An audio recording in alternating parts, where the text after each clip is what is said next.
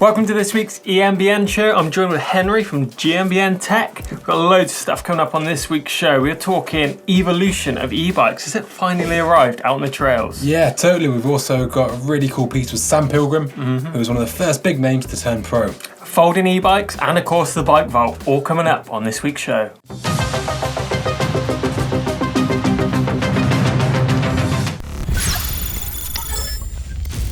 Well, Henry, I want to talk to you a little bit about this e-bike love. I'm feeling a bit more e-bike love going on out there on the trails at the minute. I mean, I arrived at my bike park the other day. Yeah. Albeit there was about 10 bikes there. They were all e-bikes. Yeah, I definitely think there's something changing. I think even a couple of years ago, so kind of spotting an e-bike out in the wild, especially like a long travel, burly e-mountain bike, was a real rare sight. Yeah. But it does seem increasingly common. I wonder, why do you think that actually is? You know, I think for one thing as well, I've noticed the more love thing is actually going onto like a big website now, reading a story about a new e-bike released. It used to be loads and loads of comments about get a motorbike, fine when you're old, if you're disabled, you know, etc., all these different comments. But there was actually more props given for like the positive notes on the e-bike, I think.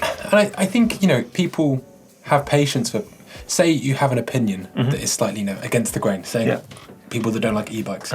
People don't really mind when it's reactionary. They see something, make an opinion, but like 5 years later, it's a bit tedious. Exactly. And I think sensible people are like, listen, the world's still going to spin. Some people enjoy this and some people enjoy this. But I would say credit where it's due to people such as yourself and Steve for spreading the good word. You know what I mean? Exactly. Actually being like, it's cool to ride It is cool. I think when we first came into it, it was pretty, you know, you're like walking into the fire, you turn up with an e-bike and you were the only one there and people are like looking at you, you get all these comments going past them on the hills and it kind of felt like you were wheeling some sort of alien into, you know, the trails and you're like, no, it's kind of like the future. And I think that kind of period has arrived now, which is pretty cool. Yeah. The other stuff I want to talk to you about as well was kind of like the glimpse into the future that I got. It's almost like riding with those e-bikes at the park. It was like you're riding up with people rather than riders pushing their bikes up. You're sort of going up. Is he, you know, and you're thinking, is that guy in turbo mode or am I just really slow today? You know, or is that bike de-restricted as it disappears off of the hill? You know, it was cool to see that little glimpse of what is possibly sort of around the corner. Yeah, totally. But something I would love to see is, I think, e-biking obviously opens up a lot more terrain or style of terrain going up. I think it'd be really cool if at your trail centre, if perhaps they had deviations on the climbs, stuff like that, to kind of bring that kind of trials moto sense into it. Yeah. And also then it would just, you know, like you say, because sometimes even with e-bikes there's a large variance of speed. Definitely. And I think it would just, you know, and there's actually that really, really, really cool video which the Cannondale guys put out. That was really cool. Of them just riding what looked like a whole load of kind of supermoto, whoopee. Like the infinite loop, I think they called it, wasn't it? Something like that. Basically like an uphill climb into loads of like jumps and downhill, these sort of sections, then just loop straight back round. I think they had like 4 riders on the course. It was a really cool concept. And I think videos like that and some of the other guys, you know, like the cooler names coming into it, like Bryceland, Pilgrim, Tom Cardy. These younger guys are actually making it cool. And I feel they're the guys that probably had the voice of the internet and are largely stoking that fire, I'd imagine. Yeah, totally. It's kind of deconstructing that stigma around e-biking. And also, I mean, we mentioned it in the intro, but Sam Pilgrim, when he went to high bike a couple of years ago, I think there was kind of a collective sort of like a bit of confusion. But now he's absolutely killing it. You know, he's wildly popular on YouTube and stuff like that. And you actually had that great piece with him which you recorded earlier in the week. Yeah, definitely. I went down to Windhill actually and had a good chat with him, and this is what he had to say. So first things first, Sam, obviously you came from quite a cool like sport slope style street skate park, and then obviously you switched to an e-bike rider. What were your feelings on that? When did you approach high bike or did they come to you? What was the whole story? So I actually approached high bike because I thought it looked so epic, you know, for mountain biking, especially in UK, because we don't have chairlifts like in Europe and USA and stuff. So for bike parks like Windhill where we are now, it's perfect. You can get loads of laps in, which means more riding. But it didn't really stop anything to do with my slope style stuff, because seemed to improve it. They made me my own like dirt jump frame, so I was still able to do that. And it just means now I ride so many different bikes and different weight of bikes that I'm actually just way better at riding now than I ever was. And like everyone says you're like an old guy if you're on a e-bike, but I'm fitter now from this than if I was just on a normal mountain bike, because obviously I ride all day. Whereas when I used to have a normal one, I would probably not do real mountain biking because it was just like always going up hills. That's why I did slopestyle and stuff as a young person. But so now you're getting out. Now I'm like doing everything. Do a proper mountain biking. Exactly. Yeah. Nice.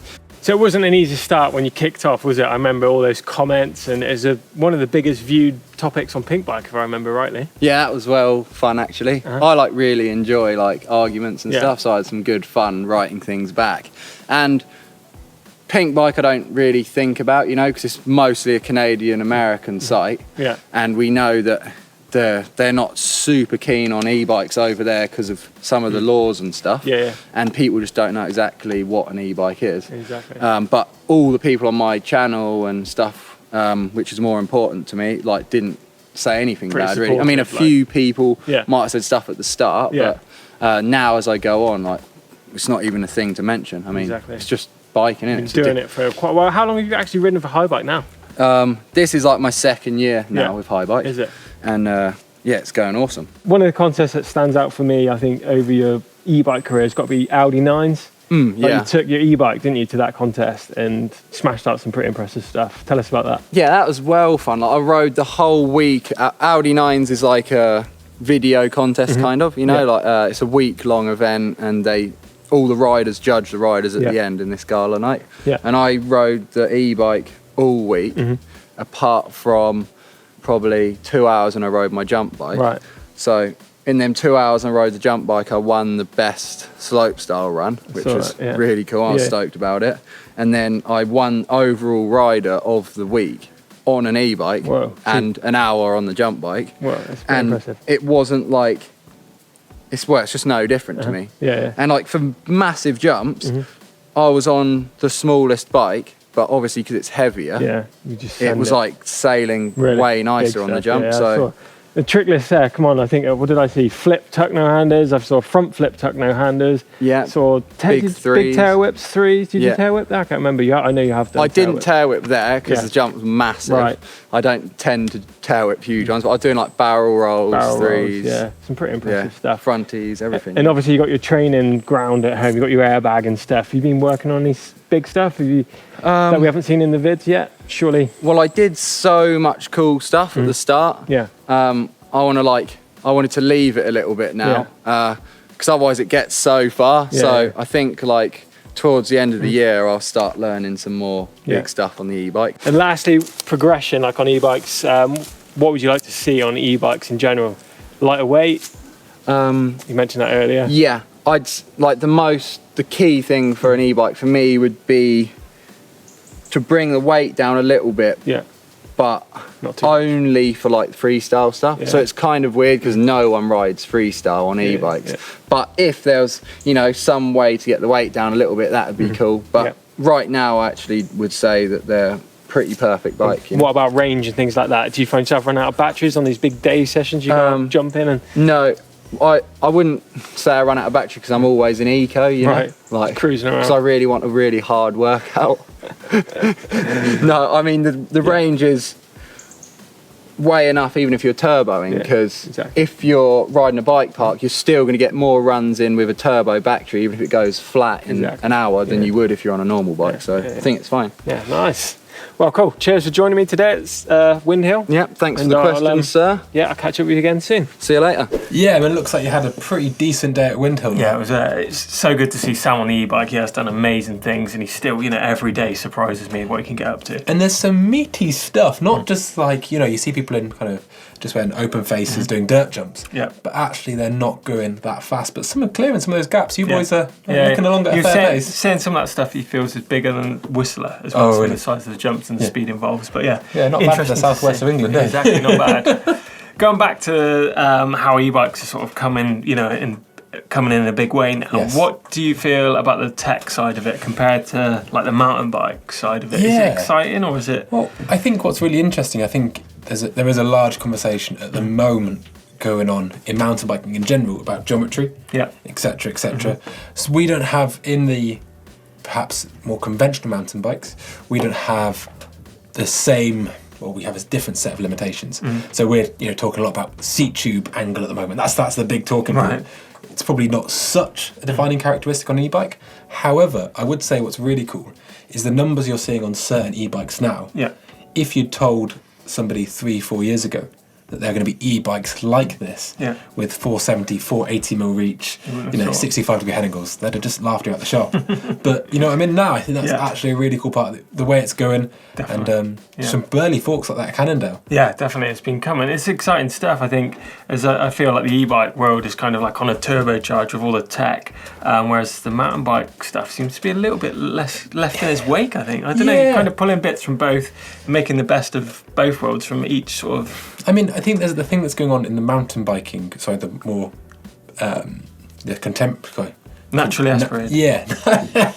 Naturally aspirated mountain biking. There's a lot of conversation. I think people are really starting to wake up to things like kinematics and stuff like that, and really being specific about what they demand from their bike. But there is we kind of every now and then it goes to those little accelerations. Oh my god, things got really good. Yeah. And everyone seems to be talking about mullet bikes. Yeah. Which is the wheels up and stuff. It just kind of breaks my heart. People come with like an amazing.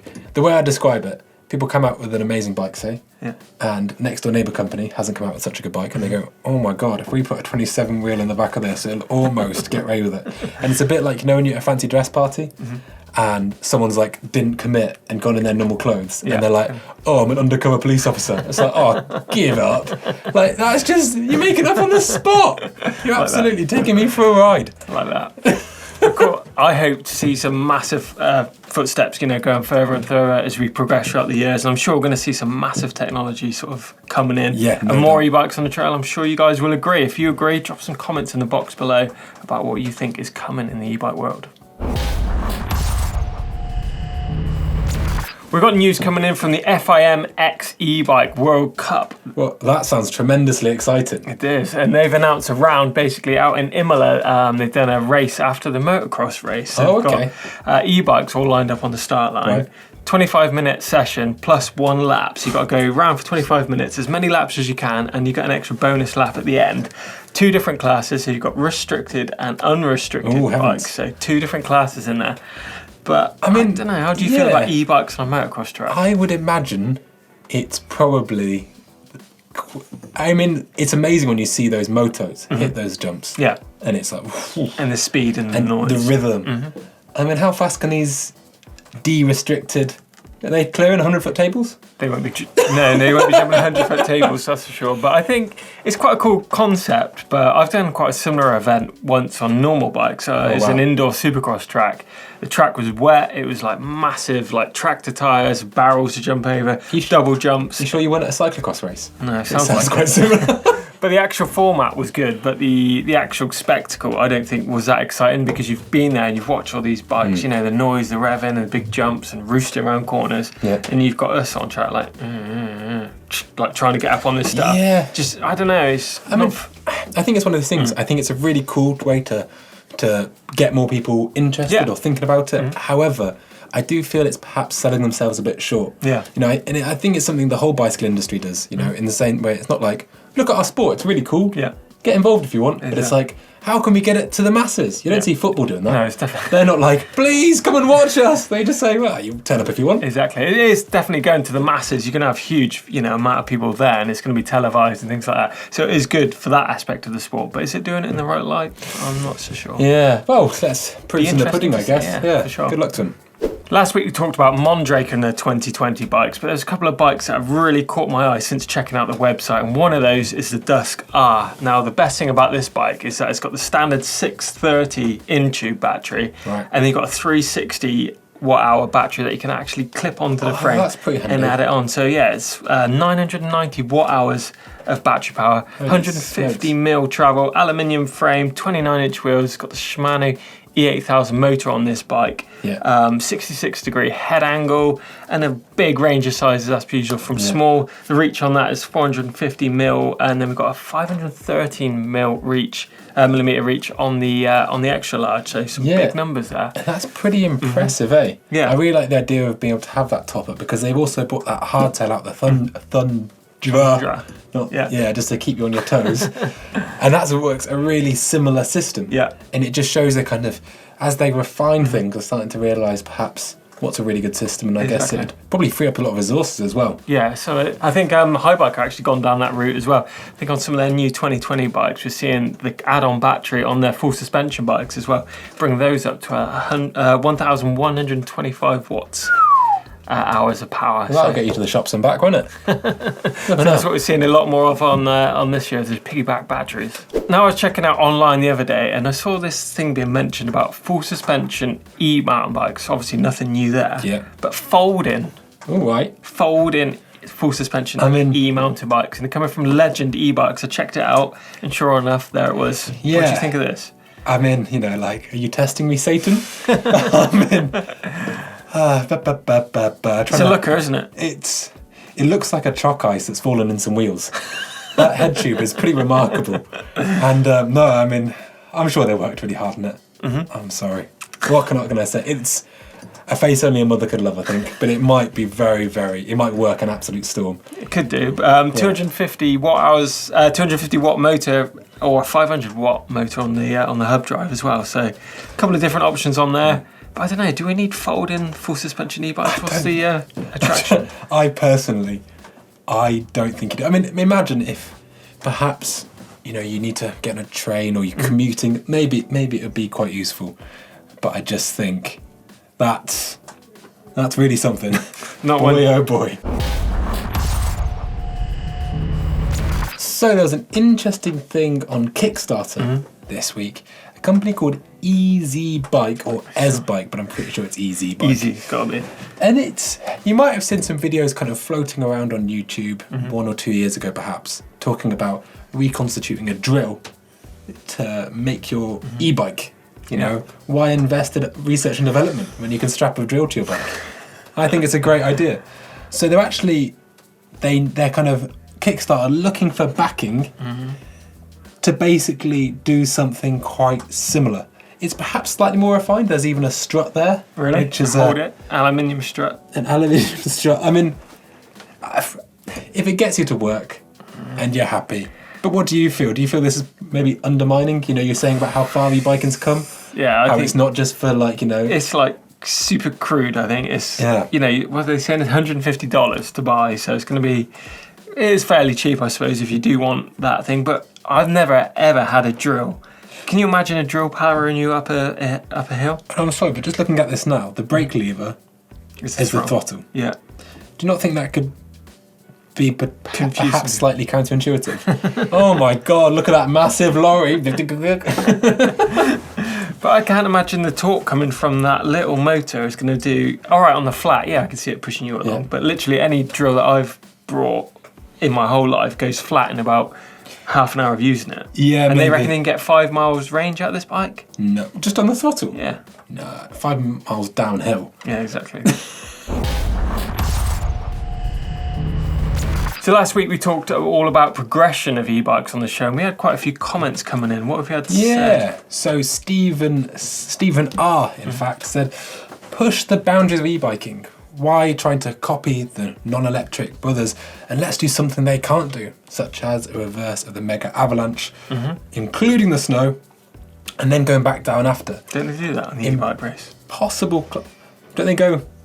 They do, yeah. They did last year. They did the qualifying was up the mega avalanche track. That's pretty and then good. Back down, so that's kind of already been done. And that would actually really train your skills, I suppose. I know in some grassroots cross country, they seed in the juniors by a trials course. Do they? Yeah, the Swiss started doing it, or Nino Schurter, and that came through in there. Everyone thought, wait a minute, they're onto something. So it could actually be a really good way to hone some skills. Yeah, for sure. We got this one in from SW. He's saying, how about a forward flip? Back flips are so last year. Well, it's exactly what Sam, a few other guys have been doing. They've been doing front flips on e-bikes. I think Sam's even done a front flip no-hander as well. So it's all been done already. Yeah, that's pretty gnarly, that. And then we have a question from one man in Kazakhstan. He says, an e-bike will also never win the Tour de France. E-bikes, like any bike, is really good at some things and really poor at other things. So stop trying to prove that an e-bike can do anything. Instead, just point out the strengths of e-bikes. Didn't the Tour de France get won by an e-bike? A cheating one? With one of those seat tube motors? That was the Tour of Flanders 5 years ago, and there was an accusation, an unfounded accusation, or who am I to say? But there was actually, you do hear sometimes in Italian gentleman amateur road cycling, somebody just gives it the absolute beans and thinks they can get away with it, and then obviously sounds like it's a hairdryer going off in the middle of the peloton. Well, it's a really exciting week this week coming up on EMBN. We've got lots going on the channel. What have we got coming up? Yes, on Friday we've got a cool kind of look at the difference, the real world difference between Eco and Boost. So actually, how does it get applied when we're out on the trails? And how much battery it uses, I'd imagine, as well. And also we've got the commute challenge where I face myself against a Mercedes versus an e-mountain bike, commuting in to work, timing it and all the differences. Yeah, I was riding into work just about last week or so, and I got a very loud beep on the horn from a Mercedes driver. Yeah, really put some fear in me. Can't imagine what that was about. No, I don't know what that could be.